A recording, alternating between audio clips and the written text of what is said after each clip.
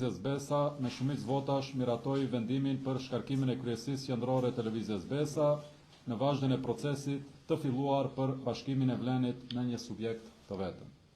Kuvendi i Lëvizjes vlerësoi se duhet hapur rrugë për strukturimin e Vlenit dhe solli këtë vendim bazuar në moratoriumin e aktiviteteve partijake nga subjektet që përbëjnë Vlenin.